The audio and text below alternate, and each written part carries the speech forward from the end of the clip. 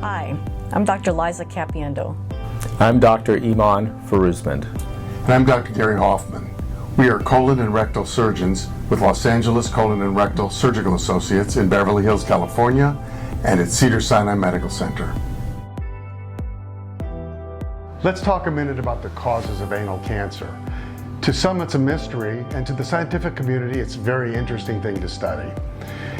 It seems to be that it's caused by a virus. You may have heard it as HPV. It stands for human papilloma virus.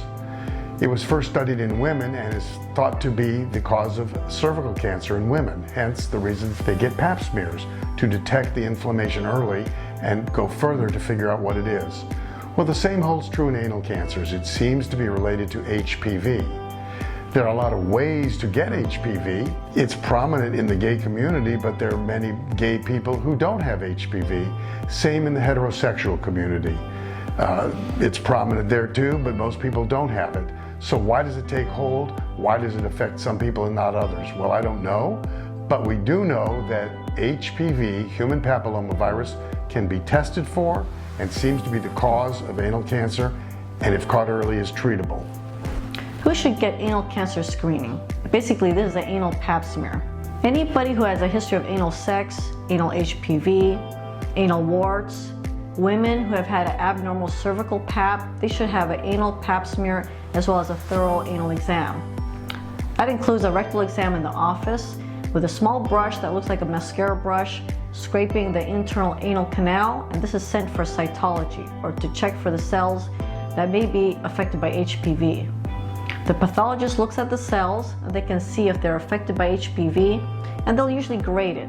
Depending on what they see on the anal pap, usually determines our next step, whether or not they just need monitoring every year with an anal pap smear, or whether or not they need biopsies under sedation. By the way, Liza, that's a good point. First of all, the pap smear does not hurt. It literally takes maybe 20 seconds, and we send the specimen off to the pathologist. It is so worthwhile to do it.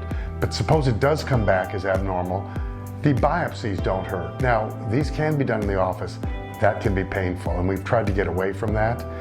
And it seems like it's a lot to go to a surgical center or a treatment area just for a 5-minute procedure, which is the anal biopsies. But what I can tell you is nobody complains of pain afterwards.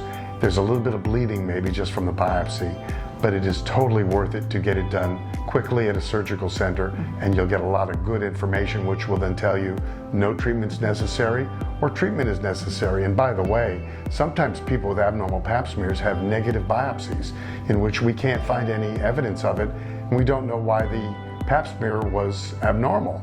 And the treatment itself also is very straightforward. It's a cream called Aldara or imiquimod, applied 3 times per week for 6 weeks.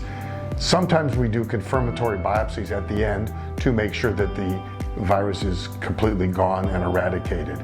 But basically, people should not get anal cancer. We may not know the exact reason, but we do know that if you get screened and checked regularly, you won't develop anal cancer, or if you do, it'll be so early as that it can be treated easily. Get checked.